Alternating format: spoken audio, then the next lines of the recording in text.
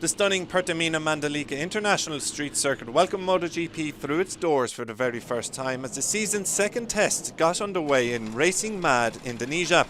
It's been 25 years since the island nation has hosted a Premier Class event, but that long wait is finally over as the official Mandalika test kicked off on Friday. The morning proved something of a false start, with the red flag waving early due to track conditions, but once the clean-up operation was complete, we began to see riders spin some laps as they aimed to get to grips with the newest track on the MotoGP calendar. And by the end of the day, there were 6 manufacturers sitting inside the top 6 places.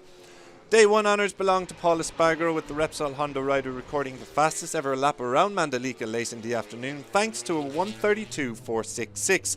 That time gave the Spaniard 3 tenths to spare over the previous best lap time set by Toprak Razgatlioglu when World Superbikes came to visit in 2021.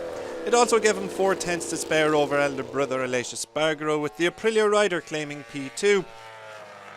It's another encouraging pre-season result for the Noale factory after Aleix finished the Sepang test with the second fastest time, while they also managed to squeeze in some bike testing trying a different chassis on the RSGP.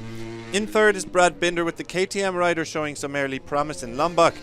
The South African and Austrian manufacturer had a lackluster opening outing to 2022 in Malaysia last weekend, but a Friday P3 offers some early promise. On the other side of the garage, Miguel Oliveira failed to crack the top 15, and neither could Tech 3 rookies Raul Fernandez and Remy Gardner.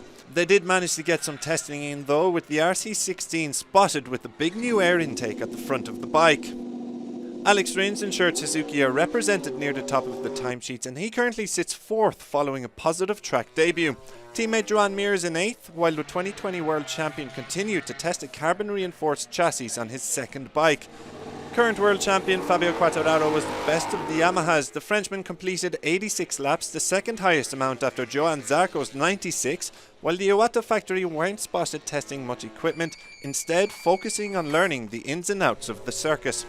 Completing the top 6 is Jack Miller. The factory Ducati rider sits 6 tenths off the pace and is one of only 2 GP22s in the top 10, the other being Jorge Martin. Like Yamaha, the Bologna Bullets' focus was on track time rather than new equipment, but there may be slight concerns over championship contender Pecco Bagnaglia's opening day. The Italian crashed at turn 11 and finished 3rd bottom on the timesheets. There's still plenty of time for Bagnaia and some other riders to turn their fortunes around, with 2 more days of testing coming up in Mandalika.